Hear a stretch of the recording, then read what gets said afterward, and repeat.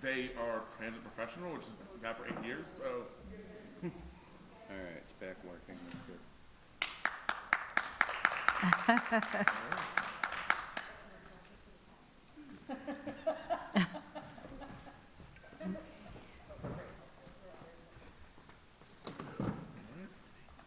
Whenever you're ready, you tell me. Okay, we are back. And the streaming on the YouTube should be working if anybody wants to tune in who came into the Zoom. All right. Thank you for everyone's patience. I'm going to go ahead and call this March 27th, 2023 Special School Committee of the Whole, meeting as a meeting of personnel, to order. Ms. Santiago, will you call the roll? Sure. Ms. Dr. Ackman. Here. Do I need to be mic'd for this? Here. Mayor Valentine. Present. Ms. Patone. Present. Dr. Phillips. Here. Ms. Dion. Here. Ms. Barish. Here. Ms. Crepshin. Here. Chair Green. Here. We have a quorum. All right, we have one item before us. Oh, it's on. We have one item of business before us today, which is the interview of Superintendent Schools Finalist, Dr. Marisa Mendonsa. I'll really quickly go over the rules, and I'll ask the first question, and we'll go from there. So each member of the school committee has a category they've been assigned. They'll ask a question from that category to start with, and from there, we will go into a free-for-all, basically, until questions are exhausted. Pretty straightforward, but we will start by giving you a moment to give an opening statement. Sure, thank you. I'm really excited to just say that I'm back in Somerville, and I know some of you are wondering why. And I just wanted to just share really briefly about an experience in my family. We've been dealing with some mental health concerns that came into play back in January during the first round, and we just didn't feel as a family that we were in a place to be able to say yes and with certainty if I was somebody who was voted through and be able to move here as a family full-time starting in July. And I'm really happy to report that over the 6 to 8 weeks since the original search that we have really stabilized as a family, and there's a lot of light and hope that is existing and growing each day, and feeling really confident about being able to re-enter the search, and I deeply appreciate the committee allowing that to happen. And it's been really wonderful to come back and see Somerville for a second time. My time today in the district just really reinforced how I feel that I align with the vision and mission and where the Somerville Public Schools wants to head, and really excited about the future of the schools, whether I'm here as superintendent or whether I'm a partner somewhere else in the Commonwealth. So thank you again for having me back. All right, thank you. So I have two categories that are mine. First is some basic logistics. Sure. Namely, if you were to be chosen our next superintendent, would you be available for a start time of July 1st? If not, why not? What would you propose for your start? Sure.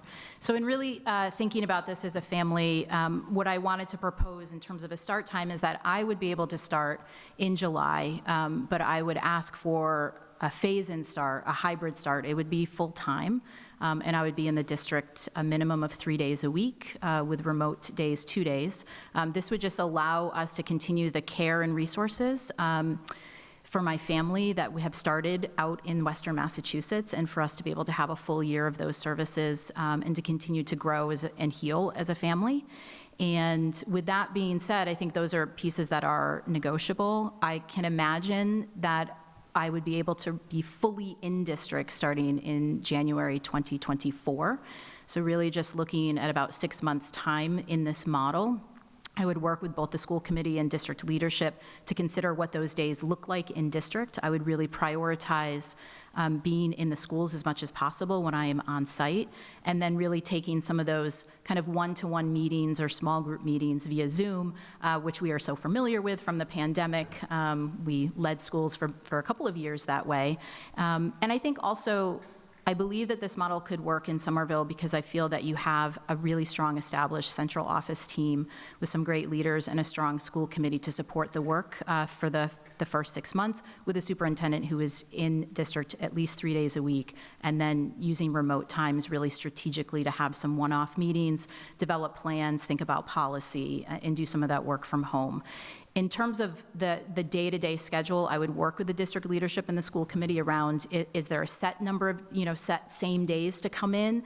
Or would it vary? Would we go kind of a month out and consider what community meetings are happening during that month? I'm very flexible. I'm not set on saying I have to be here Monday through Wednesday or take, Mondays and Fridays at home. That is not there. I'm very flexible in which days that is.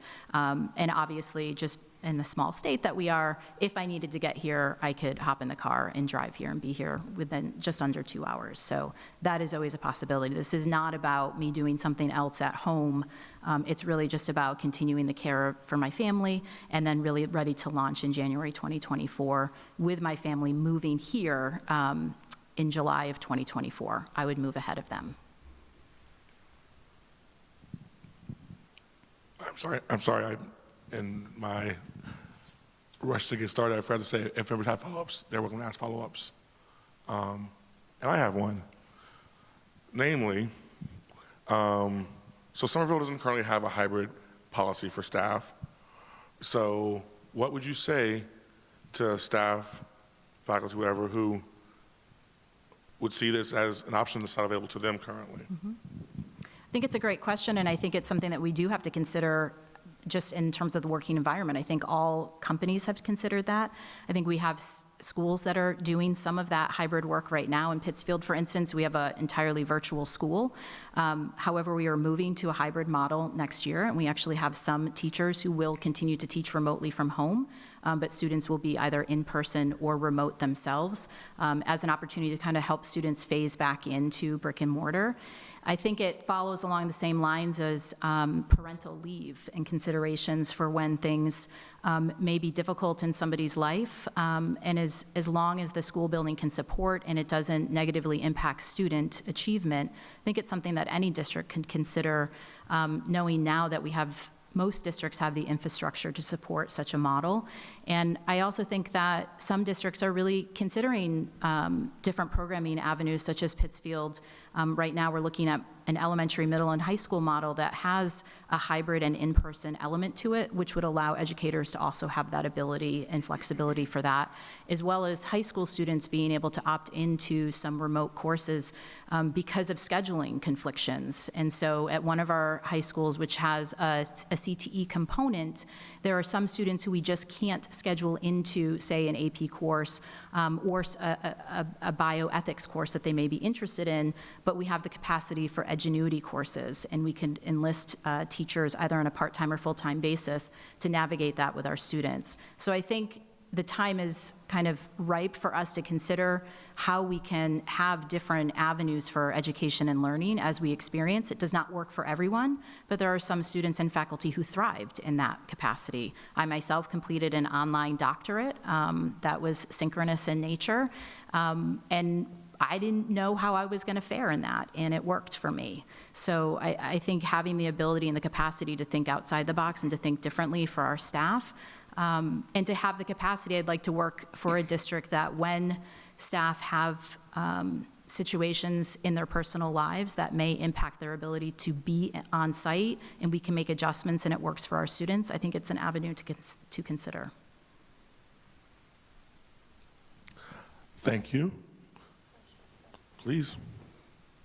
So when you talk about the phased-in approach, are you visualizing that as of July 1st, you would be our acting superintendent, or that wouldn't happen until you were here all day, every day? Just trying to understand the proposed plan. Yeah, no, the proposal would be well, first I'd have to give my district 90 days. So I think we're close to the cusp of that. But I would anticipate starting July 1, being in district 3 days a week, and then 2 days working remotely from home. And then January 2nd, 2024, being on site in the district 5 days a week. I think you would have to determine if that is I think it would be the role of the school committee to determine if I was the sole superintendent or if you wanted to pursue a shared superintendency. Perfect, that answered my question. Sure. Okay, so my other category, actually I have two, but I'm going to do one now and one later, is core values. And so this is your second public interview, so I'm not going to ask the same kind of question I might otherwise ask, but I will ask, Somerville is fortunate that when we talk about equity, our clash will not be between people who claim to support equity and people who explicitly don't claim to support equity. Everyone in Somerville well, almost everyone in Somerville will say the right things on equity. Mm-hmm. So the question becomes, how do we walk the talk? And how do we ensure in our day-to-day behaviors that in this district where everyone knows the right language, that we're actually acting on those values in our day-to-day operations? Yeah, I think it's a really great question, and I think it's something that a lot of districts are struggling with right now, is being able to put a statement out, but then to back and support that statement on a day-to-day basis. I think the first line is really rooted in developing the language together as a district. What is the language that the district is going to use around diversity, equity, inclusion, and sense of belonging? And one of the pathways that you can go about doing that, if there has not been an equity audit that has been completed yet, that's something that you may want to do as a district, is to complete an equity audit and to see where your areas of strength are in terms of equity and where your areas for growth are.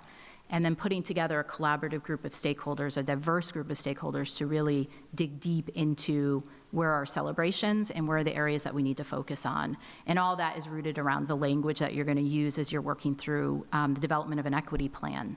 And then once you have that equity plan, you have actionable items for that. And you really should develop the actionable items with a benchmarking process to that. I think oftentimes we just create the plan and we hope that it is implemented. But don't set a structure for it to have check-ins and for us to review and to have the group that formulated that plan have, either quarterly meetings or half-year meetings to really dig deep into the progress of it. And I think once you've established that plan, the hope is that you're considering professional development. I would argue that you start with district and building-based leaders in addition to the school committee to participate, so you can lay the foundation for what that work is, what that language is, and where you want everyone to start from. And then that way, the principals and district leaders are then able to support educators through the process. You kind of have a tiered approach.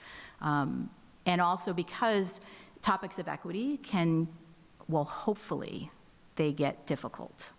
You should have difficult conversations when you're talking about equity. If you never have a difficult or challenging conversation, you're probably not rooted in equity. And because of that, you need to make sure that building-based leaders and district leaders have enough background knowledge and support of how to navigate difficult or challenging conversations and support their educators through it. Because sometimes that language doesn't always come to folks immediately, even after going through professional development. And some people may say something and wonder if what they said was okay, and sometimes get nervous about just pausing and saying, I don't think I said that the right way. I want to really think about what I'm trying to say and for it to be okay in the spaces. So we want to create a brave space around it, but then also a safe space for us to grow together as a community. And then really thinking about how we can build this into our curriculum so it has a trickle-down effect for our students, and then really thinking about avenues that we could work with our caregivers, either through the special education advisory groups, our PTOs. We can plan thoughtfully around some of that professional development to implement it. But I think ultimately, once we've done that foundational work, we then have to have the hard task of going through our policies and our practices and thinking about an equity protocol that can root ourselves in that. So do our policies and practices match what we're now saying in terms of equity and our professional development? And if it doesn't, then we have to get to work in making some of those changes around that. And that's where you really see that you're walking the walk. So if you have a policy that talks about, say, class rank of graduates, but you've had conversations around how that doesn't feel tied to community and sense of belonging, but you still have it as a policy, then it still lives there, and you're talking about two different things now. If you're talking about curriculum practices and you're thinking about how you're identifying or developing curriculum, or maybe selecting a textbook, but you don't think about the policy or practice around that, and it doesn't change, then you have to think about ways to reconsider. So everything that you're doing that's tied to those action steps should have a response to where it's rooted into your policies or practices. So you can always speak to them and then refer to them. And even when you onboard new administrators or new staff, you can refer those policies or practices and share where it lives in the work. And then, obviously, school committee, superintendent, district leaders, and principals, we have to hold one another accountable to that work. And we have to listen when people step forward and say, this isn't okay. And we have to listen 6 years from now when language begins to change again. And we have to go back. It's a constant reflection process. Language we used 5 years ago is not language that's used today. And I can see it will be on a continuous cycle as we think differently about gender and sexuality, and just who we live side by side with has to change. And we have to consider how the language changes and then go back and just keep changing with that as well. But all of this work has to be done as a community. All right, I have the follow-up. Sure. Which is, can you give us an example of a time when, as a leader, you either led a change in practice or had a change in practice yourself in order to better walk the talk? Yeah, so I think just actually recently in my current role as deputy superintendent, when we were really thinking about this, so we have a bias curriculum committee that looks at, reviews curriculum for a bias lens. And we began to have conversations around culturally responsive teaching and doing book studies and professional development. But in order to do it and to ensure that it's living in our classrooms, we took DESE's culturally responsive look for tool and created it for a learning walk tool. And so district leaders in the fall visited every school with a very formalized learning walk process where we had a pre-meeting, we identified look-fors we wanted to focus on around student engagement and teacher practices. And then we kind of went in partners and visited classrooms. We averaged 15 to 20 classrooms per visit. And then we did a debrief with the building principal, who also went on the walk with us in the first round, and crafted a letter out to the staff around what we saw and what we noticed. And then we helped the principals think about future professional development, both for their building and for us at the district level. And in the second round, which we're currently in, tomorrow we have 3 more schools that we're walking through, we are having teachers join us on these walks, teachers that are on newly formed instructional leadership teams who have rooted themselves in culturally responsive practices and professional development, so they can join us on those walks, hear about how the district sees classrooms, learn how classroom teachers see their classrooms of their peers, and talk collaboratively around how the district can get better at supporting educators in that process. So rather than us making assumptions as district leaders about what we feel teachers need, we want to root it in what we're actually seeing in classroom spaces, and we also want to root it in what other teachers are seeing in either their own buildings or in other buildings. We now have a cross-district ILT with our 5 schools who receive support from the state.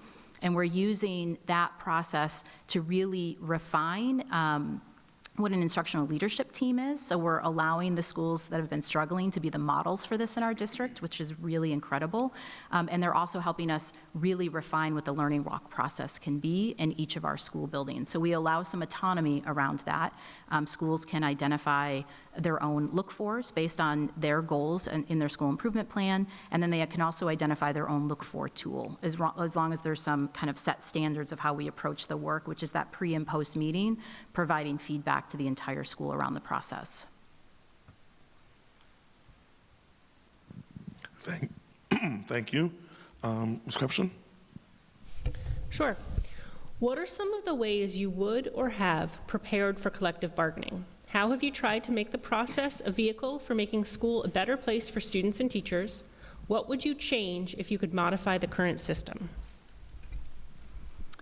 So in terms of preparation, and I know I mentioned this the last time, but one of the things I really love about Pittsfield is that we have a joint labor management committee that meets every month. And each side can really put forth any wonderings, issues, concerns. So we can really collaboratively come together monthly to discuss anything that's going on in our district, any questions that are coming up from their side, wonderings we have on our side. One of the recent things that was coming out was around the recent 4 snow days and how it's impacting grading expectations and deadlines and timelines. And so we are kind of tackling that all together so that we could adjust our calendars to support the schools and the teachers so that students really had enough time on learning for the current quarter that we're situated in. That's kind of a simple piece. Another thing we've talked about, something that Somerville is really addressing as well, which is the time for professional development and whether we want to increase the number of early release days that we have, and then when those days fall. Currently, they're Fridays, not most ideal time to have an early release day. And so we're really thinking about how we could navigate that a little bit differently, and then what those days look like. So we're doing some of those conversations early on so that we can be prepared for when it comes time to kind of renegotiate a contract. What we try to do at each step of the way is really think about what's the impact for students. I think it gets lost oftentimes because we're talking about money on one side, we're talking about teacher preparation on the other side, and we sometimes get lost around everything that we're doing should really root in how our students can be the most successful that they can.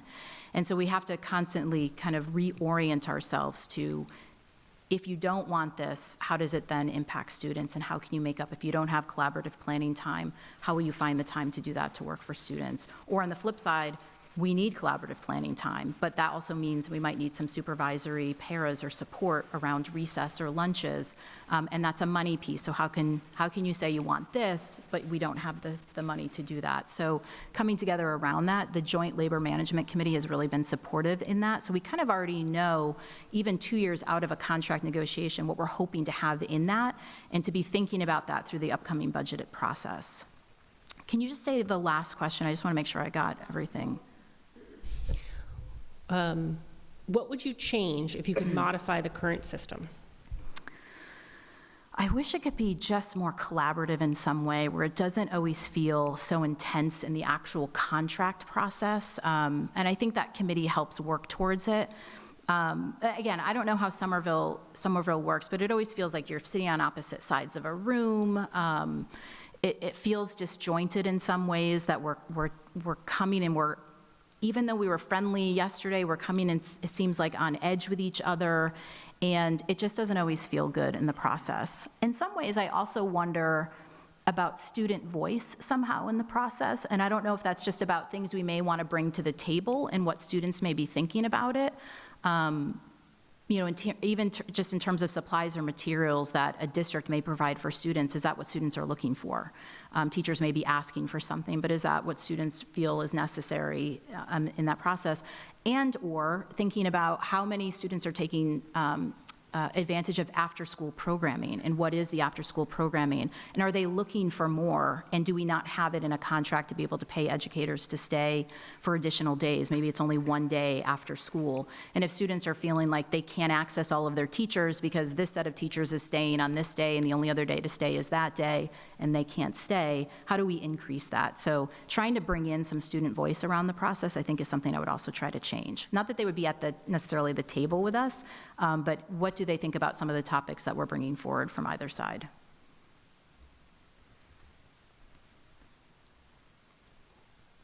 Ms. Patone, your follow-up? Thank you, through you, Chair Green. Yes, thank you, through you, Chair Green. You mentioned some work that you were doing through your Joint Labor Management Committee around possibly increasing the number of early release days or changing the schedule. And then, on the other hand, sort of Commonwealth or in broader wise, there's a lot of talk about school days not being long enough. Mm-hmm. So and we all know that common planning time is incredibly important, and just sort of your thoughts on that tension around, we want to create more opportunities for planning for our educators, but at the same time, kids, technically, people believe they're not in school long enough. So I'd Yeah. love to hear your thoughts on that. Yeah, I think you can be somewhat strategic in when students are not with us, but it's still technically part of a school day.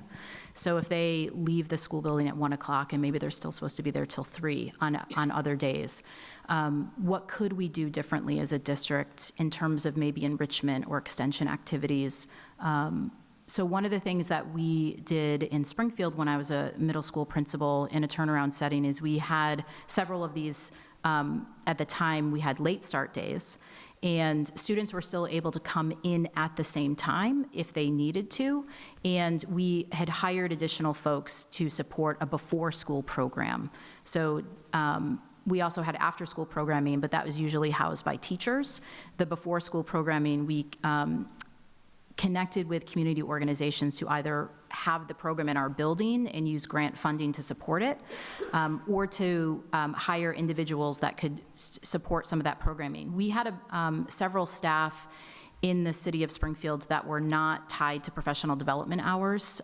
It didn't make sense for them to be sitting in PD time because they weren't running classrooms or assisting family engagement support, counseling support, and we had some hallway monitors and other folks like that, and so they grabbed onto some enrichment activities for us. So I think you could think creatively about organizations in the community and think differently about how you could still support students in that time frame, because childcare issues come up considerably. You could also think about how could we, at the I would say primarily childcare is at the elementary level, how could we work with high school students to maybe support some of that programming? You could have a site monitor that supports students. I heard from a student today at lunchtime that she goes to one of the elementary schools and does some after-school support there.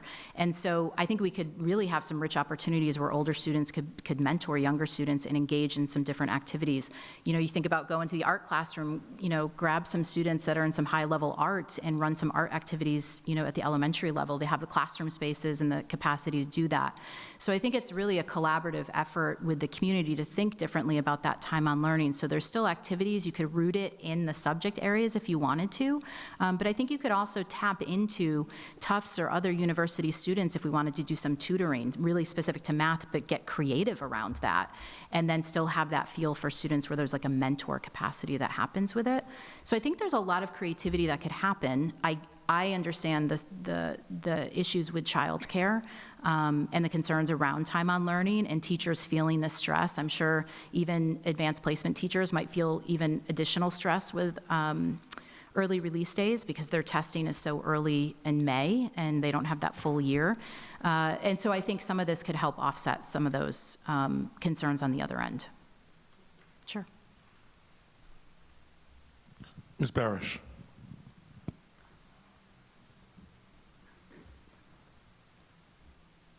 Thank you. Through you, please talk about strategies you have used to identify and build relationships with stakeholder groups in your district. What would your approach be in Somerville? How would it be different or similar? Yeah, I think for Somerville, if I was to be the superintendent, the first thing really is to have a listening tour.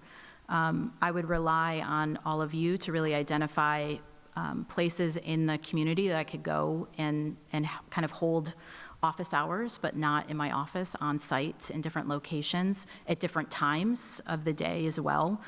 Open Zoom office hours as well for families to be able to tap into, whether it's during the week or on weekends, to have some flexible scheduling around that.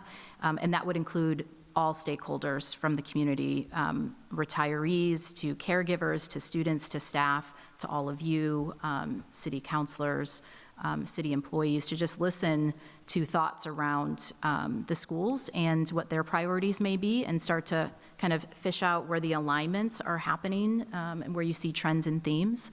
I think I've done similar in my current role in the district, is just kind of having one-to-one meetings with teachers and educators and now caregivers and supporting their unique needs and the needs of their students.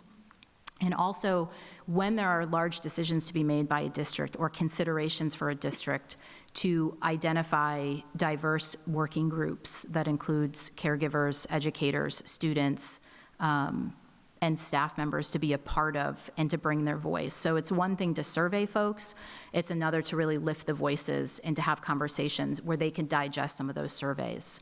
In a predominantly white community, you may survey and get 90% responses back from white members of the community. The 10% of historically resilient voices need to be lifted, but oftentimes in survey, we want to go with the majority, and that is really hard. So you have to think, you have to be transparent about the voices that are not represented in high numbers on a survey, and then share why those voices are extremely important to us as a community. And that can be working through a working group where you're talking about it and think about how you can leverage the capacity. And I think in terms of how you identify folks on those working groups, and I shared a little bit about this with students who were asking about how to get students in working groups today, is really thinking about students who have not otherwise had an avenue to share voice. So if students are on, say, a student council, or they're in government, or even on athletics, or an athletic director could be talking to them on a regular basis, or even if they're school committee reps, how do we find other students to participate? Because their voice has a place already where they could bring forth ideas. I'd love to have a student cabinet so that I can have the voice there and tap some members to be part of larger groups. And then also thinking about how could I work with building principals to identify families I could reach out to directly and ask for their voice to be a part of it. I think the other challenge, too, is that historically resilient community members don't always feel comfortable in a large setting to share their voice. We have to be very cautious about tokenism, and I don't ever want that to be a thing while I'm a superintendent, but I also need to find avenues for their voice to be heard and to have a place at the table. And so if we did not have enough diverse voices willing to come to a table, could we identify an affinity group so that they could share voice within their community?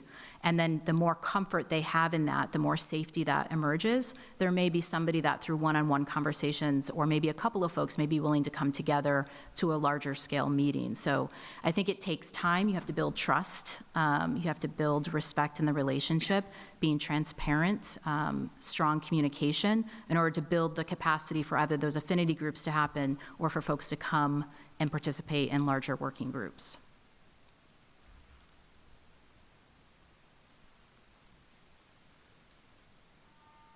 Ms. Dion.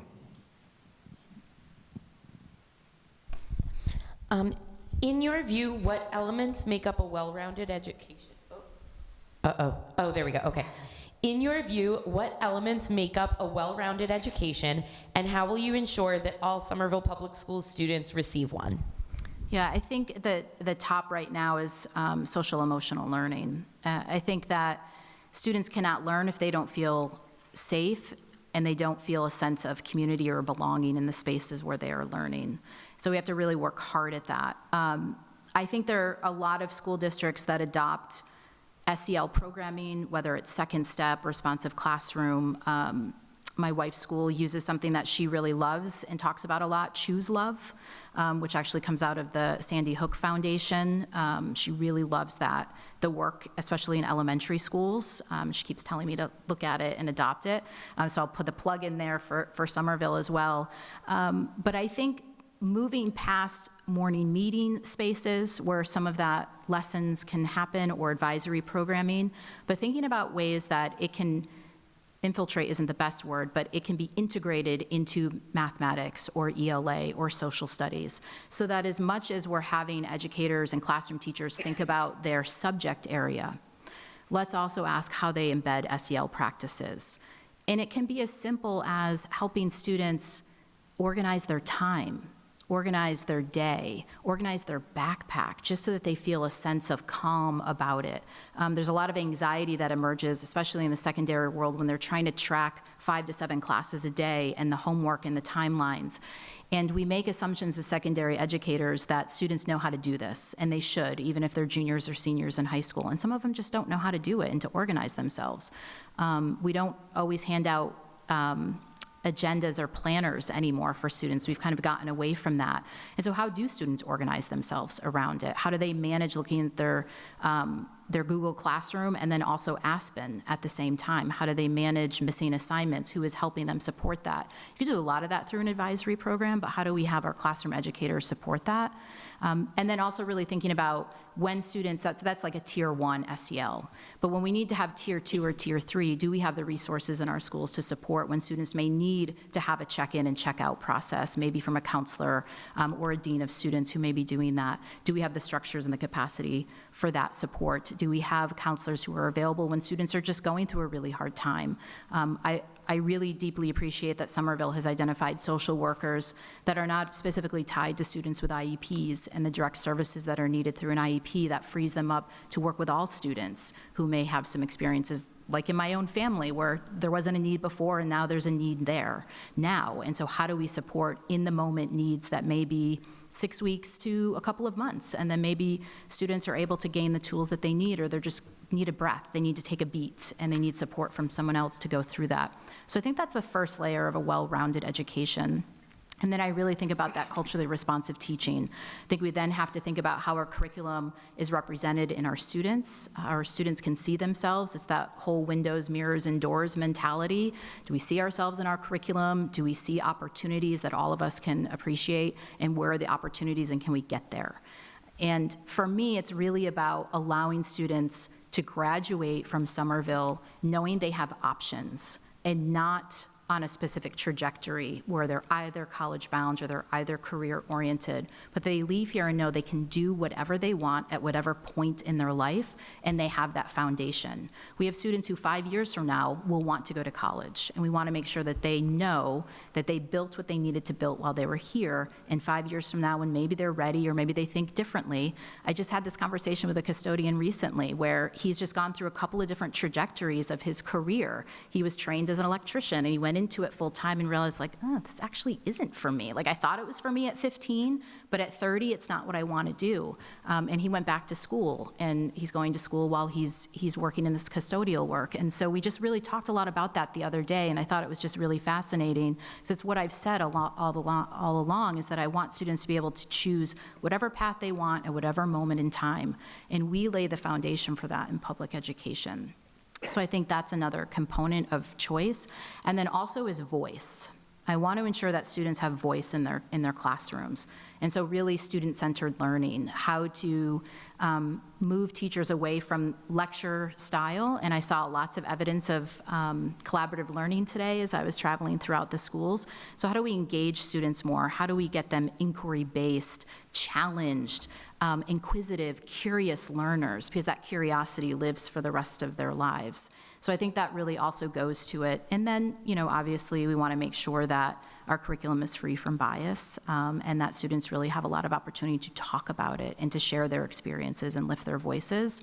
And I think just quickly on the teacher side, I want that the same thing for teachers. I want them to have collaborative conversations with their colleagues, to think critically about teaching and learning, to think differently about what's maybe been in their curriculum for the past 5 or 6 years, and to stop and be reflective and be challenged by that. It can get dry after a while in the classroom. I know that. I taught 7th grade for like 8 years in a row, and it was hard to kind of get out of that cycle of teaching the same thing each year.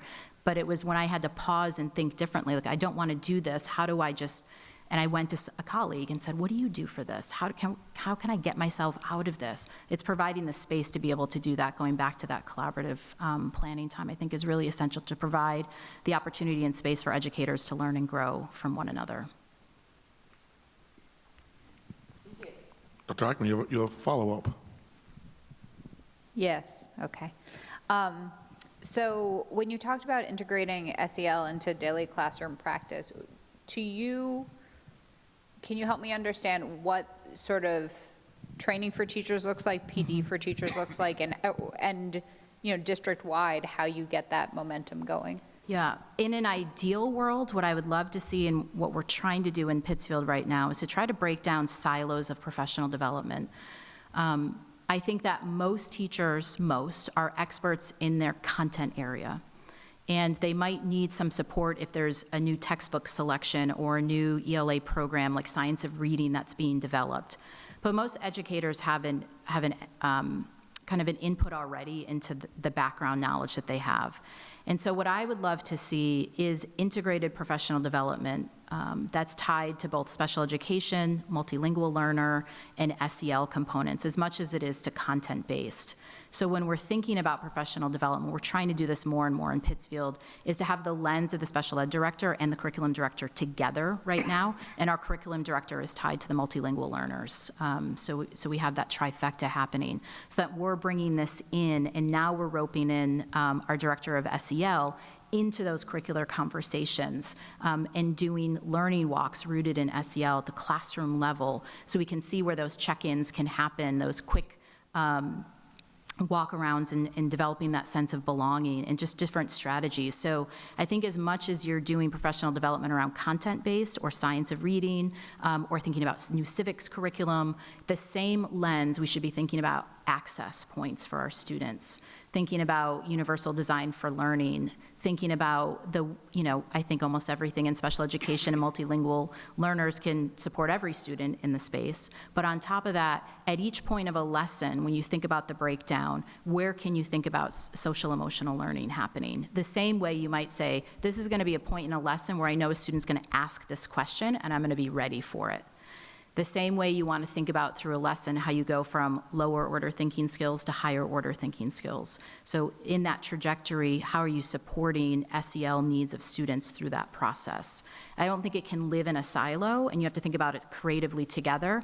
I haven't gone through the task of thinking about a lesson plan that embeds the SEL strand specifically, but I think that's an area where district leaders can come together thinking about it and then bring it to teachers to also consider. And I'm not pushing lesson planning necessarily, but just really thinking about your day-to-day lesson. You want to, obviously you want to have a sense of what your day looks like when you're developing a lesson, but I think having folks have that as a consideration is really important. Sure.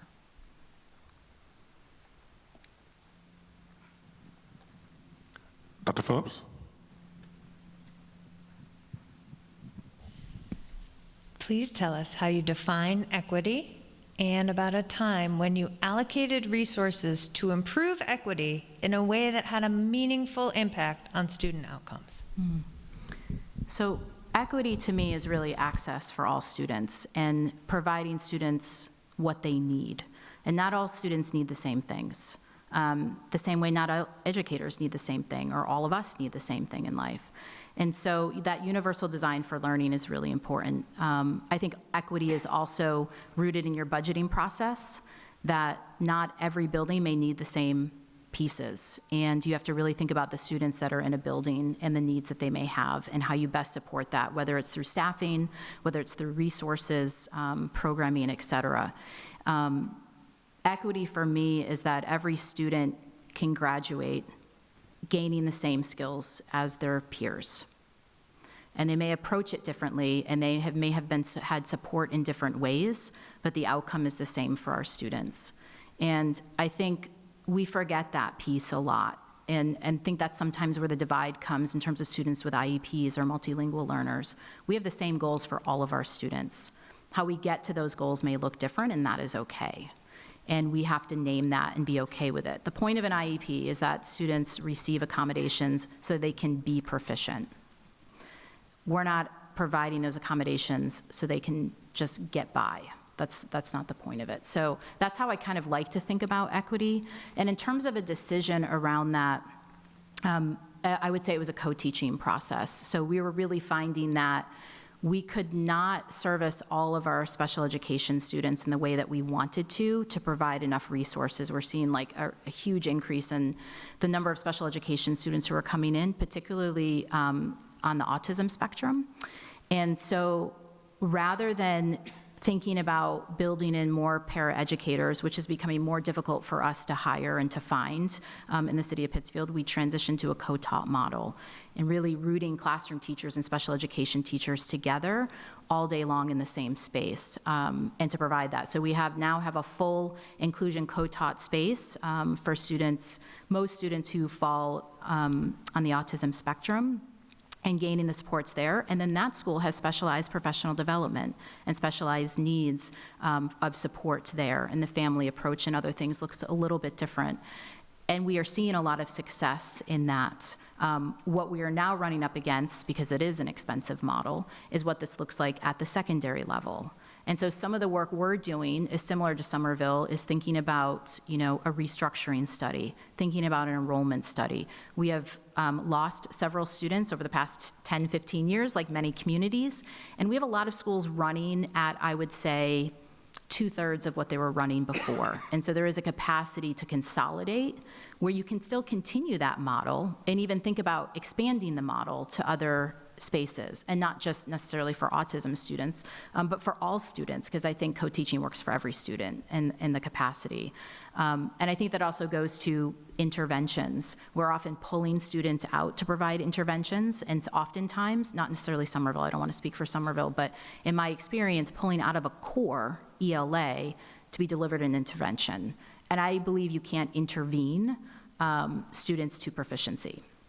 They need to experience the core. And one way that you can circumvent that is thinking about co-teaching models, where students don't ever have to leave the classroom, and you can have small group instruction happening in tiered levels and using data to really drive flexible groupings, and having 2 licensed qualified educators really supporting students right in their classroom setting. And then there's also less community building for interventionists who are pulling students out a couple of times a week and then trying to build community for just short periods of time. And so really thinking about more of a push-in model in that regards.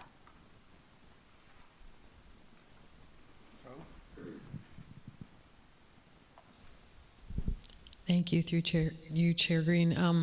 This is just a follow-up. Sure. So you briefly mentioned that a co-taught model can be expensive. As a parent, I've been an advocate for the co-taught model. How have you been involved in advocacy around investment or budgeting around something like co-taught or other approaches to better address the needs of students? Yeah, I mean, sometimes there's easy ways to think about it too, especially today, where I think there are teacher shortages happening and para shortages, and the cost of living increases, and they don't match all the time in districts. And so now we have lots of vacancies that occur. Tied with that, we're paying a lot for substitutes to come in, or a lack of substitutes. And so now, on top of student attendance rates being higher than absentee rates being higher than they were before, we're also seeing staff rates higher than they have been before. And this way, with the co-taught model, you offset that because you don't have substitution costs anymore for that particular school. We see a significant decrease in the number of subs needed in a building where there's co-taught classrooms happening. So there's a little bit of wiggle room that you could argue within the budgeting process that this is going to offset having the need for substitutes. And in some cases where you can't find paraprofessionals, we've been looking, and we try, and we do that work, but it's just not possible. I would argue we need to pay more, but we can also, we've started to think about ways we can consolidate 2 para roles and try to find a teacher, a classroom teacher, to offset that too. So, but again, I think it goes back to that restructuring study and really thinking about, are we running our schools at capacity? Can we think differently about this? What is average class size? Now in Pittsfield, that's quite different possibly than Somerville. We have some of our elementary classrooms that are running 11 to 13 students per class. Then the equity piece comes in because there's other schools a couple of miles away that are running class sizes of 20, 22. And so there's some wiggle room that happens. So I think that it really is in conjunction with the enrollment piece. But I also believe that if you as a school district value the co-taught model, if you value the expertise of educators working with students, and you think about that push-in model, can you take interventionists and have them be classroom educators and have more of a push-in model? Can you think about, at this upper elementary world, to departmentalize and think differently there, where maybe 4th and 5th graders are having different teachers for ELA and math particularly. You can start to get creative around staffing. And then what I would also like to say is it's not about cutting positions, but it's thinking outward around natural reductions of staff, retirements, people maybe leaving the district, as potential avenues to think creatively about what you want that work to look like moving forward. Do you still want to have 2 separate classroom spaces? Could you consolidate? Can you think differently about it? If you have a school that's running 3 sections of 3rd grade, maybe there's an opportunity to condense to 2 with one a little bit larger, but have 2 teachers in that space. So I think there's a lot of pieces there, but I think it really circles back to what is the goal of the district and how do you view special education? And I think in some ways you could think differently about even just outsourcing some of the special education costs that can happen, and thinking about maybe co-taught or thinking about specialized programming that you could do in-house rather than thinking about having to do it out-house. Ms. Patone?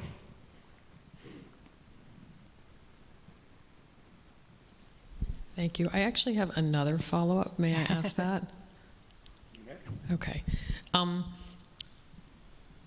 I've been working to try to articulate this. You talked a little bit about like a restructuring study, looking at facilities, looking at programming, looking at enrollment. Somerville has two particular buildings that are in challenging places, and but we're also thinking about the big picture strategy around the district-wide and particularly with an equity lens. What experience have you had with dealing with reconsidering programming and or buildings? And if you haven't had that experience, what kind of approach would you take to this big picture? We've got challenging buildings. We want to relook at programming, and we want to consider our enrollment approaches. It's a really tiny question. You know, as I mentioned before, you know, Pittsfield is going through something similar because of some equity challenges between schools. We also have two open classroom buildings from the 70s, and that has been significantly challenging when you think about programming today and the student needs. It's just not conducive to learning anymore. And so we're really thinking differently about that. So some of that work has already started. So I'm at the kind of the beginning stages of that. When I was in Amherst, there was also considerations for thinking differently about the different levels. So elementary schools went until 6th grade. Then there was a 7-8 middle, and then a 9 through 12 high school. And they were really considering moving 6th grade into the middle school, but moving 8th grade up to the high school, because the building wasn't big enough at the time for all 3 grades. And one of the reasons for that, also around 8th grade moving up, is that some of our 8th graders were actually walking across the street to the high school for some programming around math and world languages. And so we began a study with some community members and district and principal leadership, working with an architect around retrofitting the high school for some different spaces of how we could move the 8th grade into the high school and what that could look like. Some of the spaces we actually talked about are very similar to what's in the high school now, so more open spaces. So it wasn't just about retrofitting for 8th grade, but it was really thinking what else could we maybe do in the high school to make it more conducive to, at the time, 21st century learning. The architect we enlisted the help with is actually from Eastern Mass and had done a lot with high-tech highs in San Diego.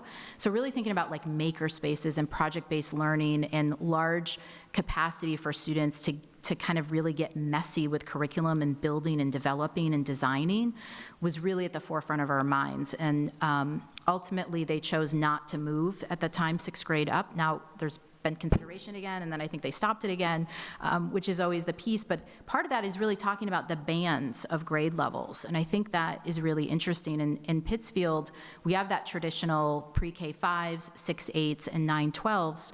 And what we're noticing in our city is that the middle school level is when parents are starting to choice out. They really appreciate elementary programming. So I think it's also about thinking about what our community members are considering. You know, you have more of a pre-K to 8 model. Is that model working? What do families think about it? And what I've heard consistently a little bit today was wanting to do more for middle school students. We don't always have the capacity for after school or enrichment activities, and what can that look like? I don't know if it means thinking differently about whether there needs to be standalone middle schools, or is it, quite frankly, we haven't thought enough about that programming, and it's doable, but then the capacity of smaller elementary schools and not enough students to maybe have a school-based chorus, for instance, that meets after school, or enough interest in a Dungeons and Dragons club after school, or what it might be that is the interest of students, but district-wide you have that, but then you can't bring students together after school in the capacity there. And so I think you can also look at it that way. In Pittsfield, we're thinking maybe we want to think about one middle school setting as a 5-6 and one as a 7-8 to really focus more on a small community and a smaller transition to a middle school capacity. And then 7-8 is really transitioning to high school. By doing that, and I'm not saying this is what we're doing, but it's something we've talked about, it frees up more elementary space to add more pre-K. Because the data we're seeing is that when we have our pre-K students, now that we're tracking them through K and 1 on their benchmark assessments, they are outperforming students who are coming from private pre-Ks. And so then how do we, collaborate with our private pre-Ks, but also we have lots of waiting lists for our pre-Ks in Pittsfield. So it's all about the needs and wants of a district, I think is very important, and you have to do that work up front. So is it even a thought? Are people even considering this, like a restructuring of just grade spans? Or is it simply about the facilities? And then we dig deep into what that work has to be based on what people may be saying. And maybe people haven't even thought that way. They haven't thought about grade spans. They're just thinking about the buildings and the needs and the looks and the feel. To go from East to Winter Hill is a very different experience. Awesome education happening in both buildings. But what could be different if the building facilities were looking the same? I think that adds to sense of belonging and what people are able to do in their spaces. Ms. Patel. Through you, Chair Green. How has your leadership style evolved in your career? Please share examples of your leadership in action. And then where do you imagine your leadership style evolving to moving forward? Yeah, it's a great question. So when I learned how to be a principal school, when I was in Springfield, it was at the time where there were level 4 schools. And I would say it was very much a top-down approach. It was very much at that time, 2010, 2011, where they wanted results and they wanted them immediately. And they wanted the principal to move fast and furious. Like they were talking, we want 15 to 20 point gains in your scores. That mentality has shifted for sure, but that is how I started out. And when I transitioned to another district that was not an underperforming district, that was the style I had. And it did not go well. It was not what needed to happen. And so in deep reflection and really thinking about it, there were some other things in there. I was told something that they were ready for this and we weren't ready for it. And we probably would have been ready had I brought teachers into the process much earlier on to go through that. But that had not been my style, and it was not what was asked of me when I arrived. So that was not a good experience, and I fully admit that not being a good experience. But what I did was learn to come out of it, and in my next principalship, where I was there for almost 6 years, it was a true distributive leadership model, to the point where I went on a weekend design institute with 3 educators and a caregiver and myself, a weekend at Babson College, actually, rooted in what our problem of practice was. And it was the very first time in my principalship, and I had been at this school, it was our second year there, where I was a team member, and I was no longer the principal of the building. And that was an epic weekend for me, because I realized the leverage these 4 other folks could have in both the community and within the staff, where we could really make change, knowing that I was a participant side by side with them, and knowing that I was owning things we weren't doing well, owning things I wanted to do, listening to them, and coming out of a plan and bringing it back together where they were sharing the plan. It wasn't me sharing the plan. And then building the capacity for lots of working groups to happen. The culture transformed in that building to a point where staff and students were coming together to develop the new building schedule, free from administration, the advisory program, free from administration, and a portfolio system, free from administration. We set some guidelines. There were parameters around how much you could schedule it into the day, or we needed to have X, Y, and Z, but then they took it off with expectations. They were reaching out to their constituents and their teachers and getting feedback and community and students. So we had like a whole process, but I was only there to answer questions when they needed me to be. They held meetings on their own, students were a part of it, and then they proposed it, and then there was an internal team that accepted the proposals, and then for whatever we needed to bring to school committee or the superintendent, we did. But I'm proud that those 3 entities are in existence at that building today and are living on in the model. And the same, we did an equity task force, and we did the same piece, leveraging the capacity of our educators and caregivers and students. It is what I bring to the table in Pittsfield. It's why we brought instructional leadership teams on board in the city, so that educator voice can be a part of it, and I'm just facilitating and supporting the process. It's the same way I want to think about Somerville. Where are the opportunities for educator leadership to emerge? We have paraprofessionals on our ILTs. I want their voice. They're in the classrooms every single day. They sometimes see more than the classroom teacher does. They know those experiences, so how do we leverage their voice in the process and have them feel respected as educators? So I would look to bring that distributive leadership model. I will never, ever say I'm an expert in anything. I'm always constantly evolving and growing, and I rely on my district-based leaders and principals to help give feedback, to refine our decisions. Even if there was communication going out to the district, I'd want a set of eyes on it, like multiple sets of eyes. Does this speak to what we're talking about? Does this make sense? Is everyone going to understand what this is when this goes out? It needs to be a team effort. And behind the scenes, when you're getting messy with everything and you're challenging one another, you just, in my opinion, come out stronger at the other end. And sometimes feelings get hurt along the way. Maybe something you were really passionate about just didn't get the traction it needed to. But I feel that in a really respectful, trustworthy space when you've been working together for long periods of time, you feel better, even though you don't feel great in the moment, that you were able to have voice, you were heard. You can't speak to the contrary of that. But you can always just come back to the group with something else moving forward. And you always have to make sure that you're benchmarking your progress. You can't just say, here's the schedule and let's run it for 10 years. You've got to pause and reflect on where it worked and where it didn't work, and then agree to make changes. And it's okay to admit mistakes. I think it's really hard in our culture today to say you made a mistake and to own it. I think there's a lot of cancel culture right now, and I think that's just not okay. In some cases, yes, some extreme situations, but when you flubbed here or you erred there, I think you just gain a lot of respect when you just admit it and self-correct. I'm going to go with Mayor Ballins. Wait, yeah, hold on. I just saw 3 hands. Are they follow-ups or are they new questions? Follow-ups. All right, I'm going to go Mayor Ballantyne, Dr. Phillips, Ms. Dion. Thank you. So could you describe your leadership style as you interact with parents, and say parents that are primarily from immigrant families or are immigrants and just represent our diverse community? Sure. So depending on if they're a newcomer family, I would try to enlist the support of an interpreter to make sure that they're understanding what I'm asking and I'm understanding what they're sharing as concerns.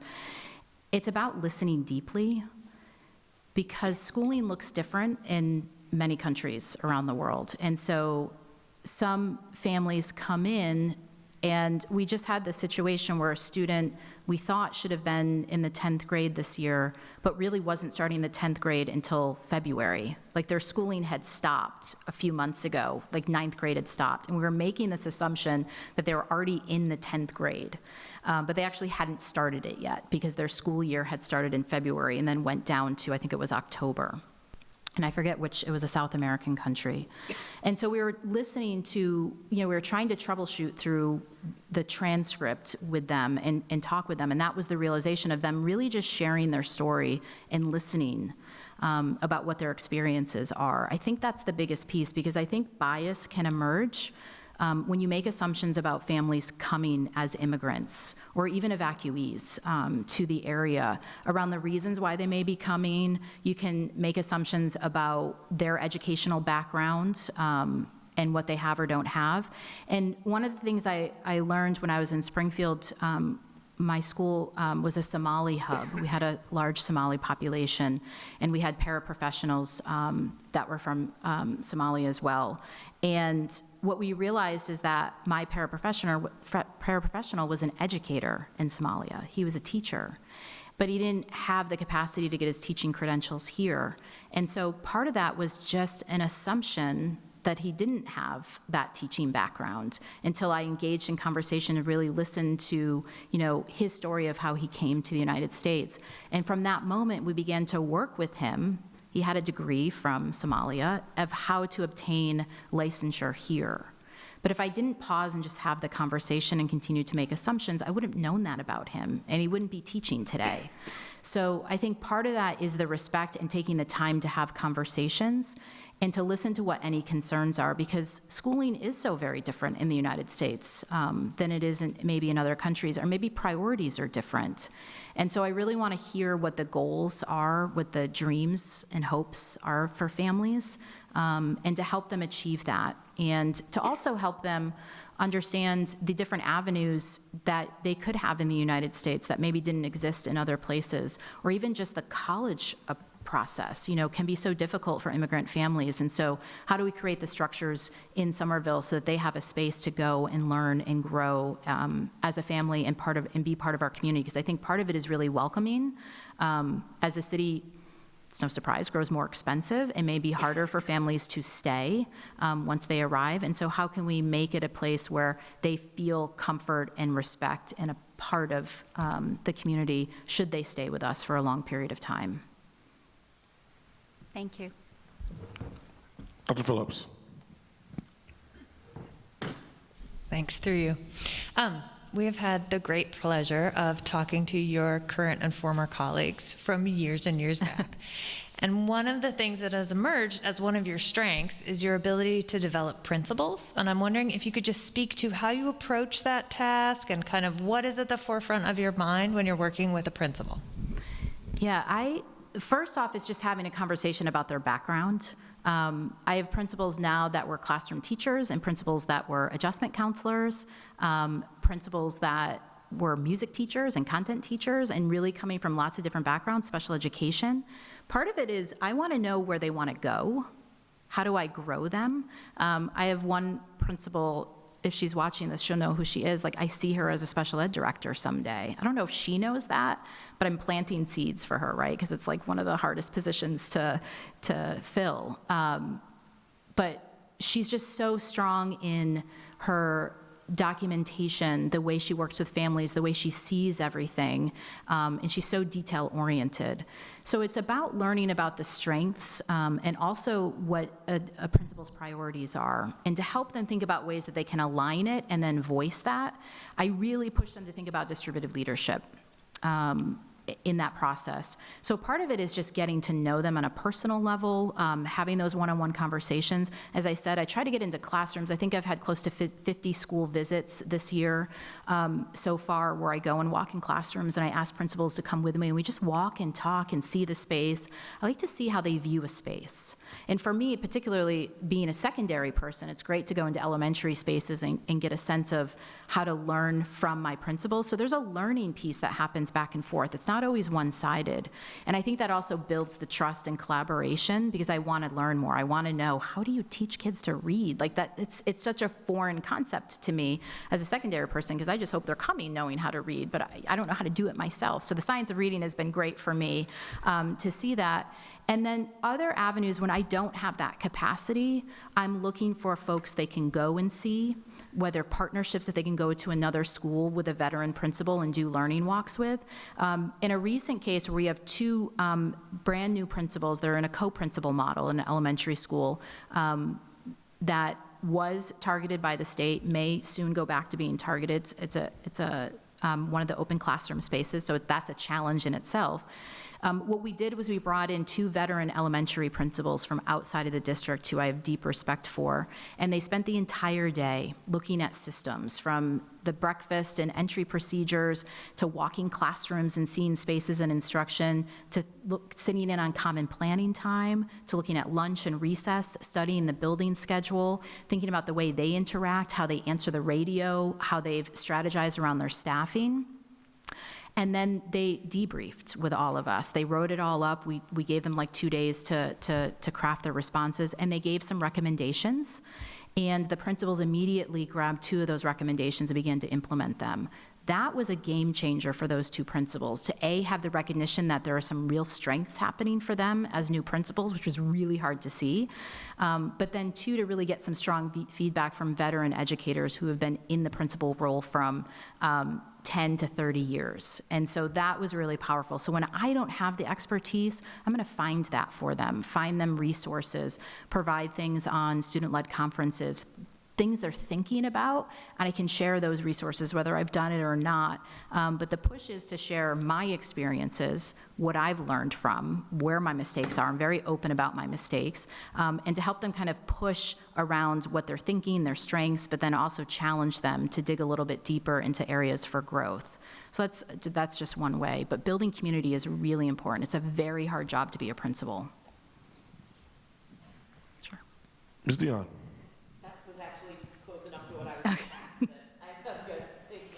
Yeah, and actually, Mayor Ballantyne asked a question I was going to be asking a little bit later, so. And now, Mayor Ballantyne. Thank you. So the residents in Somerville love to be engaged, especially parents. And so they also value learning about our finances, and that's important to them. So how do you communicate with city officials, the public, the media, over school finances?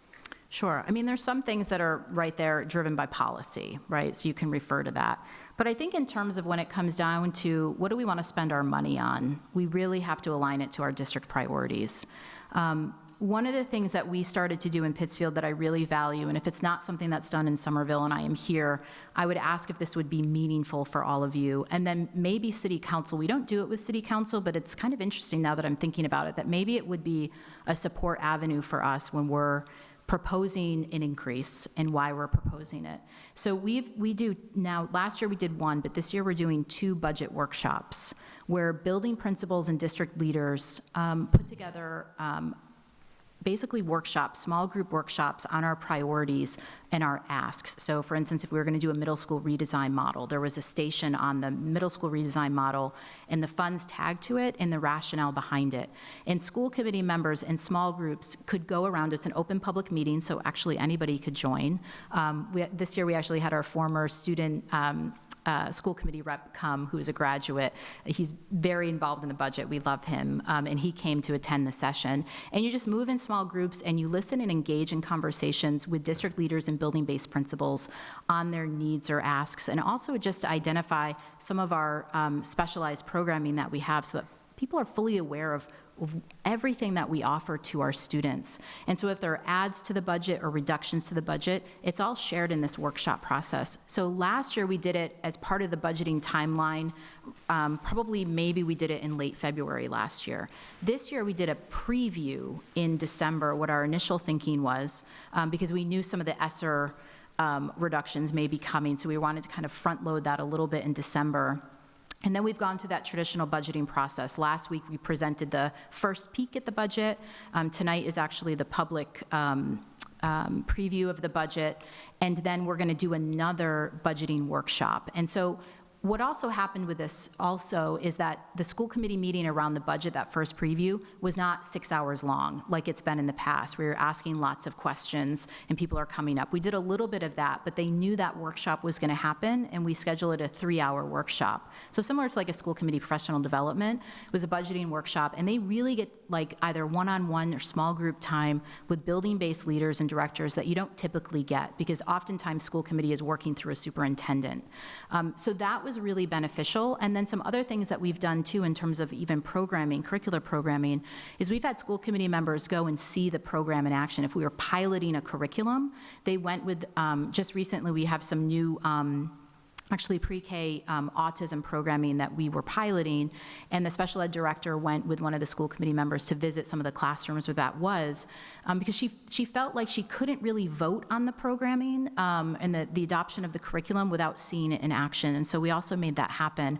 And I'd love to see school committee members go and see what the funds are being used towards. But that's one way where you can really prioritize what you want to work on and have folks who are the direct recipients of the budget talk about it. But I just think it's transparency. It really needs to have a direction and priorities tied to what your district is focused on. And some things, may not live in your district priorities. A lot of special education programming you have to do, you're legally obligated to, and some people don't realize that, and so you really need to speak to it, which is sometimes hard to understand. As a special education parent, I can understand that, but folks who maybe haven't had that experience, they might not quite understand why you need to have this, or why we may have to have an out-of-district placement, or why we're considering about maybe developing a new program to offset the cost of out-of-district placements. So there could be cost savings that happens, but it's resulting in an add of staff. But the outcome may be a more balanced budget for ourselves. So just really, for me, it's about transparency and communication, and having one-on-one meetings with folks, or having them have a conversation with a director or a principal about a particular program that needs an increase, or maybe there's a reduction, and there's reasons why there's a reduction, because the numbers mean you don't need to have 3 special education teachers anymore because you've phased out some students. Thank you. Sure. Dr. Ackman. What is the future of special education, and how do we get there? That's a really good question. So one of the things that we've been doing in Pittsfield is thinking about the restructuring, but we recently conducted a futures protocol for special education. And we started with principals, because as I referenced before, we have that co-taught building, and we're thinking about how to have it where students who have experienced co-teaching for several years don't just go to the middle school and it gets dropped. So we've really been thinking about what that looks like. And then also, where is our programming? We have 2 special ed day programs right now. And then we also have autism sub-separate. What we don't have in Pittsfield, which keeps coming up for us, is we don't have a strong hybrid program where students may need a home base but can go out to classrooms, but may need to come back in if they're having a bad day or a bad moment in a space. We don't have that. So it's either full inclusion, or it ends up being one of the day schools. But we have lots of students who just don't need a day school programming, completely sub-separate. So we did the Futures Protocol, which is really where do we want to be, and then you back up. So it's really backwards design, and then how would we get there? So we did that first with our district leaders and principals, and then we pushed it to our special education liaisons. We call them instructional accountability coordinators, and so they're running all the special education meetings. So we brought it to their working group as well, and then we're pushing it down to the educators. And so we're taking all of that data and really developing a cohesive plan moving forward. And then it's got to be rooted in the budgeting process too. So I think in terms of the future of special education, it really goes back to what are the needs of our students. So when we review our IEPs as a district, is there something that's emerging that we're not supporting well? And does it require a new program, such as a hybrid model? I love the idea of the New Wave Full Circle, at least for high school students that are a part of it, because they could have opportunities to go out and maybe do a social studies class and to test the waters and come back in, and then maybe add on a math class and come back in. So if that doesn't exist, in elementary or middle, is it something that could exist there? And so then you think really about how could we develop this programming so it's not just in the high school. We have that now, like a learning lab similar to New Wave, but it has high school students in a middle school setting, so they don't have that opportunity to kind of test the waters and try a class. And so next year we're moving a model to one of our high schools, so we have that capacity. And it comes at a cost, but we feel in the end we're going to see a lot of value that comes out of that.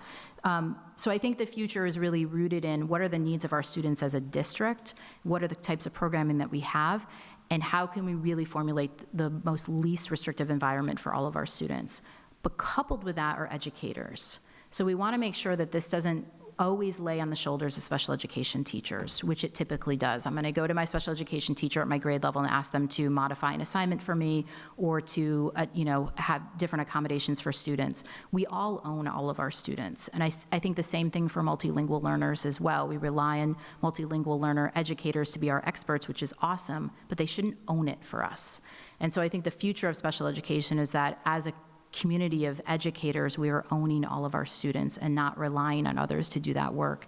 And then how do we build community? So when you have an AIM program in a building, how can we root their experience so that they're engaged with the rest of the community, and that our students understand their unique needs and unique abilities, and to own that and to celebrate that as a community and how to engage them as much as possible. Sure. All right, as I mentioned, my next category was going to be multilingual learners, but Mayor Ballantyne successfully asked my question, so I'm going to go ahead and hand it over back to Ms. Krepschen for the last of this round, and then we'll go all over the place. What do you see as the role of education outside the classroom? Ooh, I think it's everything. And I want to make sure I'm understanding just the question. I think about this as community-based learning. Okay. So I come from an expeditionary learning background. I love to root project-based learning in community. So, you know, how can we think about what the community of Somerville has to offer, the opportunities, even the greater Boston, because you can now hop on a T behind the high school and go somewhere. And I really love the idea of field work. So rather than studying something and then going to a museum in Boston and then seeing it, I want students to really dig deep into something for it to be really inquiry-based, where they're forming a hypothesis, they're really having wonderings, and they're going out and collecting data. Maybe they're measuring trees all over the city for the city arborist, and they're thinking about the health of the trees, and they're meeting with him, and then they're coming back and formulating plans for the city that they can present to the mayor and to the city council. I love when education can live outside of the classroom setting, and how we can partner with city officials. I remember in Springfield at one of the schools I worked at, there was a whole energy audit that students conducted in schools and presented ways that we could change out certain light bulbs for different light bulbs, and we would cut energy costs by 10%. Students did that, and then it was implemented. I talked last time about, you know, Native American mascots and students forming committees around that and making change at some of the schools in Western Mass. I love when those experiences happen because it roots students in both the curriculum and also where they live and the opportunities of where they live. Somerville is rich in opportunities and experiences that students can get outside of the classroom. I also really love when subject areas can integrate with one another. So teams of teachers can come together and really think about interdisciplinary projects and really consider the ways that all of us can come together around a singular project. In Springfield, actually one of the last, I think it actually was the last expeditionary learning project I did with the juniors at the Springfield Renaissance School was they did the Legacy of the Civil Rights Movement 2.0 in the city of Springfield. And it was 50 years since Brown v. Board, where this district at the time had 11 underperforming schools. And that many students in Springfield were going from an elementary level 4 to a middle level 4 to a high level 4. And so they hosted a summit on education reform as students. They broke up into small groups, they studied different reform pieces, different ways to educate students, and they hosted a forum and invited educators and community members to come, and they went through that forum together. But it was all rooted in their educational experience. And it was through that process that students were realizing the type of education they had, but their peers may not have had. That some of them had been in level 4 schools for elementary and middle, but then came to a non-level 4 school for high school, or that their siblings were in level 4 schools their entire career and what that meant for them at the other end. And was it fair for students of color to have that experience in such wide numbers? That was a really powerful experience for them to go through. And one of those students is a principal in New York City today. And it was because of that forum that they held, that she was gonna be a doctor or a lawyer, one of those two, and she went through that experience and said, no, I want to do this, I want to change, which was really powerful. Those are the moments you have when students have an experience that changes the trajectory of their life. And when it's rooted outside of the classroom, you can have those experiences where you're not weighed down by just the standards living in documents, but that it's in reality and you can transform it for relevance. So that's how I view education outside of the classroom. How do we get our community to be involved, even with our students, to come in and be experts, tons of experts out in Eastern Massachusetts in lots of different fields. So how do we bring them in and talk with our students? And in some cases, it might be their career someday. Okay, so the way we're gonna do this is people can raise their hands and ask questions. We'll give everyone a question. People can also ask follow-ups before we give them a second question. Dr. Phillips. Thanks, through you, Chair. Can you share a little bit about your background in direct action or Alinsky-style community organizing, or how you think you might approach things if, say, an interest group brought like 30 people to speak at public comment, or decided they wanted to shut down a meeting? How would you approach it? So I think, I haven't had that experience yet. But recently, we did have a couple of parents come to did you say yet? I said yes. Growth mindset. Yes. So we recently had at a school committee meeting, we had a couple of parents come and share concerns about special education programming at a particular school. And what I deeply appreciated about their approach was that they were talking about all students and not just their own students. And so they, had their 3 minutes. That was our, kind of public comment. And then afterwards, very quickly, the superintendent and I had a quick conversation, and he had said, do you think you could go? I think that it'll be better for you to go and ask some questions. And so I took them outside the meeting space, and I got their contact information, and I talked just really briefly about some of their concerns and appreciated their voice. And appreciated that they were speaking for all students, so what their experience has been for their family does not happen again. And then I shared the CPAC, the Special Education Parent Group, and said, we really need your voice on this, but said that we would follow up the next day, which we did, to bring them in for a meeting to really discuss their concerns. Having those conversations is just super important to listen. The point of public education is that we're listening to the public on education. This isn't a private organization. This isn't a charter school setting with different rules and regulations around participation. And so I want to be thoughtful in listening, because if you have 30 folks come to a meeting, there is a collective group of voices that is either sharing a concern or sharing an ask. And we want to listen to that a little bit further. And in some cases, there might be something that you can just share that they weren't aware of, that might shift their thinking a little bit, or they're bringing something to light that you were not aware of, that you did not know happened. And maybe even the building principal didn't know that it was going on because it didn't get to their piece. So then I want to bring the building principal into it if it's about a particular school. If it's about a particular department, then I want other voice to be a part of it.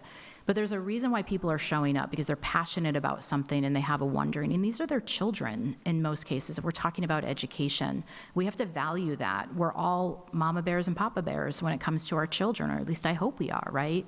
And so I hope that when I bring a concern forward as a parent, that I'm being listened to and I'm being heard.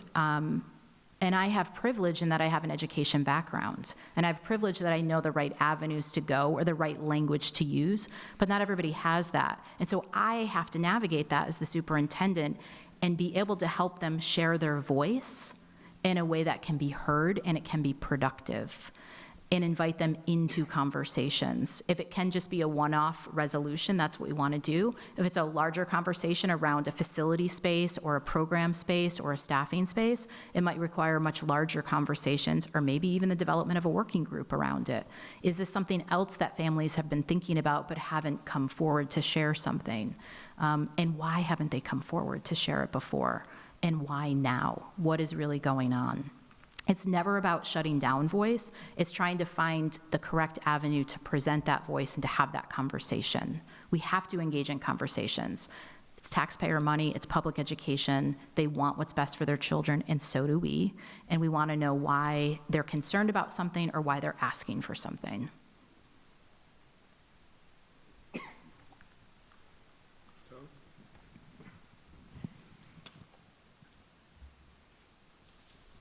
Thank you, through you. Can you share an experience where your intent did not align with the actual impact on others? What did you do to remedy the situation or restore the relationship, and what did you learn from that you applied moving forward?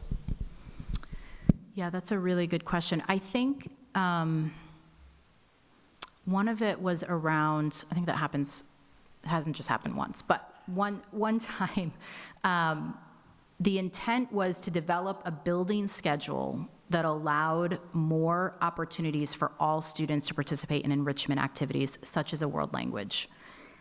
Because at the time, some students were being intervened out of the world language in having extra math or ELA sessions. And so there was a large portion of students who happened to be many special education students and students of color who were not able to access a language at the time, and also not able to access music the way that the schedule was. And so the schedule was created, but it was a very, how do I describe the schedule? It was like a 10-day rotation. It was this very tricky schedule. It appeared on paper, but in reality, the days looked very similar. It was just kind of like a waterfall schedule. By the time you rotated through lots of periods, it felt like a 10-day schedule. The intent behind the reason and the rationale fell really flat with caregivers.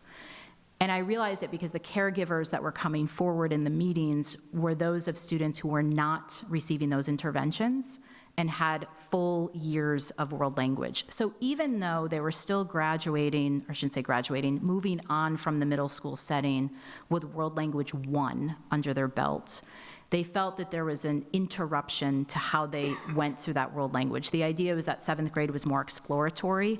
They could take a quarter of Latin, take a quarter of French, take a quarter of Spanish, and then identify a language to focus on in 8th grade. Whereas before, it was over a 2-year period. They opted into a language right away. It didn't meet consistently every day, but over 2 years equaled year 1 of a language. But in the minds of families, they were losing a year of language, and it was hard to get them to understand that it wasn't, they would still be able to go and start language 2 at the high school level. But it fell flat, and I was really focused on the equity lens, and my intent wasn't coming across of the point of it, and that students who were not being intervened out of these courses were still going to get exactly what they had received before, but the schedule was going to look different.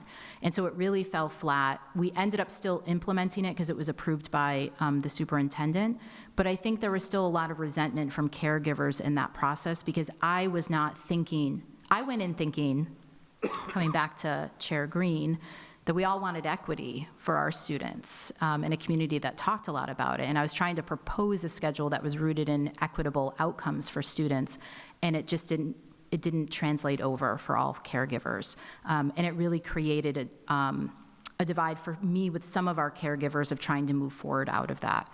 So looking back, I feel like bringing them into the fold a little bit earlier than a final presentation of the schedule was definitely the way to go, and to really think about where their priorities were for their children, and to really try to share and even bring high school teachers down to say students are still going to come with what they were coming with before. The schedule just looks different than it had before, because they were in their mind, they went from 2 years of a language to 1. Dr. Ackman. Thank you. I'm going to let you know, correct me if I'm wrong.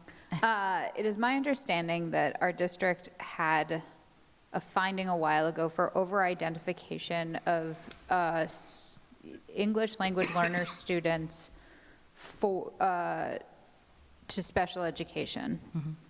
Thank you. Okay, so that's correct.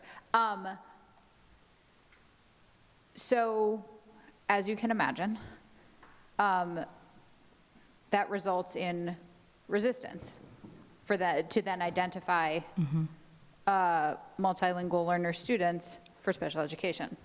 But there are still students who need special education services, who are MLA students. How do you address that? Yeah. This is a really challenging question, not just for MLE students, but for all students now coming out of the pandemic and learning loss, particularly, I would say, probably grades 2 through 4 right now, where I think we're all across the Commonwealth seeing some real significant challenges, especially grade 3. And so, right, it's the tension between overrepresentation and underrepresentation. You get cited as a district, and then people stop putting forward students who really need. And so that is where you really have to streamline the process for putting forth a student for special education. And that process has to be streamlined across all schools. So it really needs to start in the special education office. I would argue that you bring together a team of special education teachers and content classroom teachers together, with CPAC members being a part of the process. And now at this point, as you shared before the meeting started, students into the fold, to the process around what does this look like currently? Where have we struggled? What are the data points? I shared this earlier because the principals asked a very similar question, and I talked about actually student voice. That kindergarten students will tell you exactly what is working for them in a classroom. You can look at expeditionary learning schools, and kindergarten students do student-led conferences, and they talk about their goals and their learning. So you can ask them what works for them in the classroom. Sometimes there's just a gentle shift that can occur for a student when you hear from them. I think that sometimes we don't look at the comprehensive picture of a student through special education testing and really consider your programming of your district or the needs, if there's a co-taught space, if there's another classroom setting that a student may go to. So the process must be streamlined, and somebody has to really be monitoring to ensure that it's happening. So special education, multilingual directors need to come together and think about the current data and statistics. I was shared this morning and thinking about multilingual learners who are also special education, and we see percentages and varies across schools. And so what is that? Is it simply just because they have a larger population of multilingual learners, or is there a process that may be off in one building or another? We haven't streamlined that, or we haven't been monitoring it in the way that we need to. So I think that is really key. And I also think that we tend to jump the 504 process sometimes, and we go directly to an IEP, because that's what families know best sometimes. And educators sometimes have a misconception that an IEP is what's going to get the services for students. And you could use DCAP. You could also use the 504 process to do a lot of services or support of students before you move into an IEP process. So I really do think it has to be a comprehensive look at a student that includes a student interview, I would argue, when possible, and that there is a strong makeup of a team that is systemized in the district and coming together around to make decisions in that process. Sure. All right. I have a question. It is oftentimes my duty as chair to ask the hard questions. So there's one more elephant in the room that I want to address, which is that while we're meeting right now, a school committee in Northampton is also meeting in a district where you were a finalist. Yeah. That being your own time, presumably you wouldn't be looking for a phase-in approach. So I guess I'm going to ask, A, why are you still interested in Somerville? And B, why Somerville and not a district where you wouldn't need a phase-in approach, and why us? Sure. So why Somerville? As I stated before in the first round, I am not somebody who has applied to tons of districts. I've applied to Northampton and to Somerville. Those are the two districts. Northampton being my home right now. And when I applied and going through these things, it made sense to do that.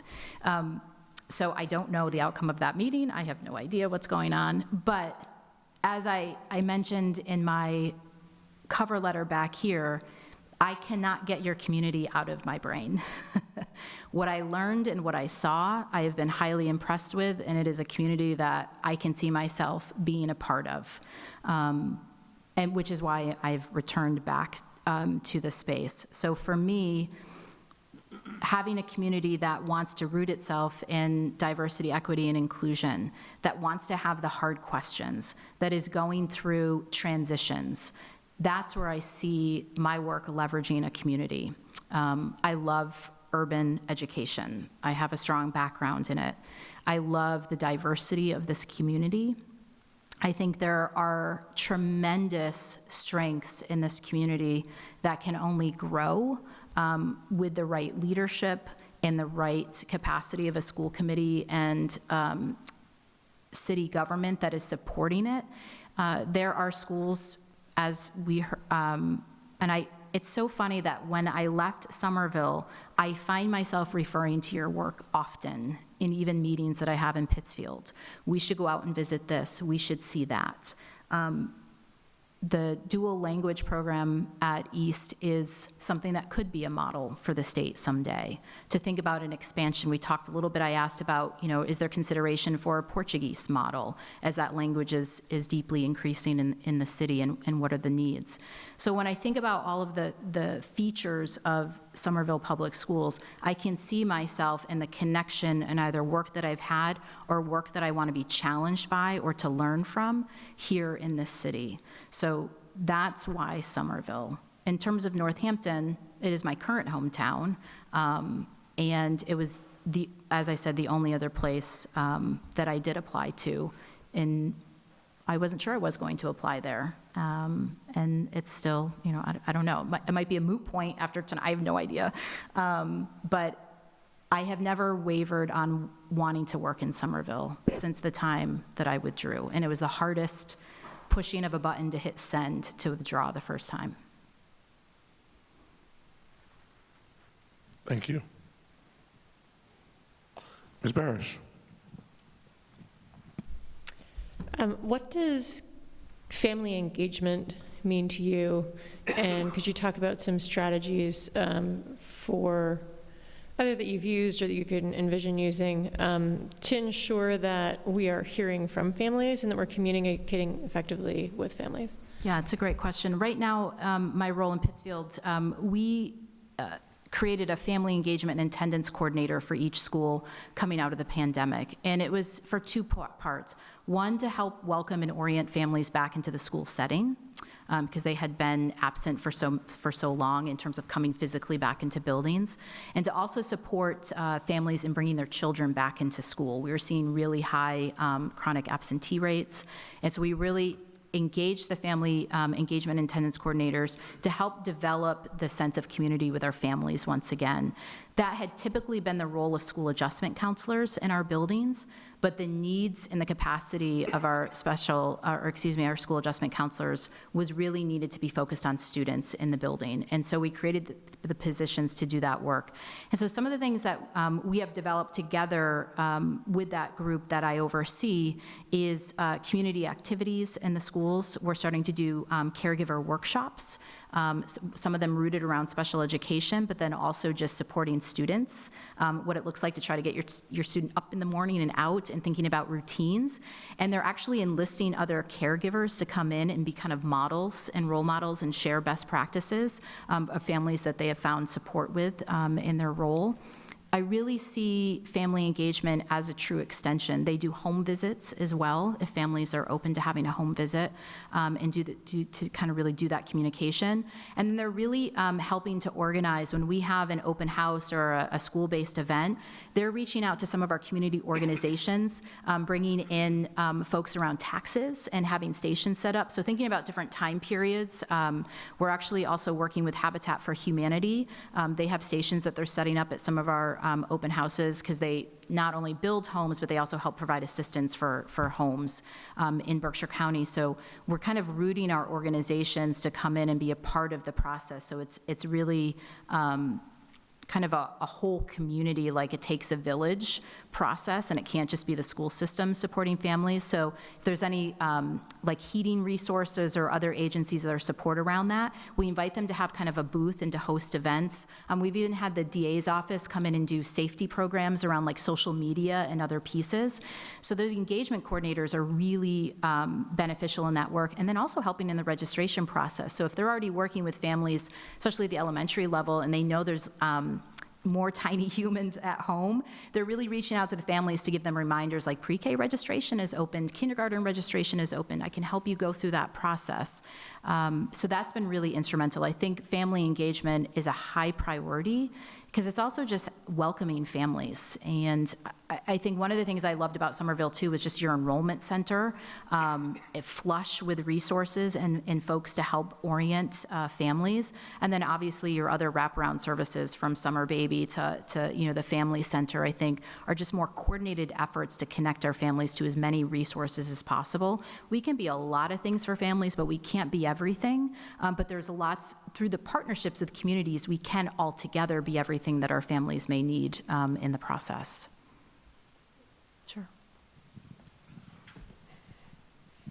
Any more calls for round one? All right, any people have second questions? Going once, going twice. All right, sold. Do you have any last remarks? I'm just really thankful to be back a second time. It's been a true pleasure to be here again. I appreciate your really thoughtful questions. It always makes me keep thinking about my answers and thinking about getting stronger as a leader. So, I just appreciate the time that you're putting into this process. So thank you. All right. Well, with no other further business before this committee, yes, Dr. Ackman? Thank you. I did want to point out, because our community feedback is being collected, Ms. Dion, it's 5th through the 10th of April. Is that correct? So I just wanted to point out that that's Rosh Hashanah, Good Friday, Shabbat, Easter, then a school committee meeting, and this is all during Ramadan. So I don't know if there are additional supports we can be getting, but I've been really struggling with genuinely believing we can get real feedback as members of our community have many important things going on right now. It is a valid and real concern, and I think I'm not the only member who's had it. What I can say is we're going to do everything we can. The struggle being that the week after that is April break. Right. So we're kind of in as our current superintendent puts it, one of our traffic jam moments. But we will do what we can do, and I appreciate people being mindful of that. Ms. Barish? I just want to suggest that we all remind folks that they can attend any office hours, not just the office hours of their own representative. And if there's an office hour at a specific school building, it doesn't have to be your kid's school necessarily. Any other questions, comments? Okay. Then with no further business before this body, we are adjourned. I will see all of you tomorrow.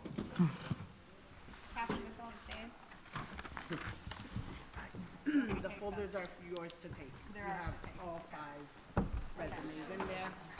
So Emily, I wanted to say, Remember to bring them back. I'm not Jewish. Did you Passover? Say it again? I was going to say anything during this session because I'm not Jewish. And it seemed like a recipe for disaster. It's But you meant Passover, right? What did I say, Rosh Hashanah? Yeah. Dang it, yeah. I didn't say anything. I'm sorry. I was going to. That's just gonna get played on, on loop. Dr. Ackman.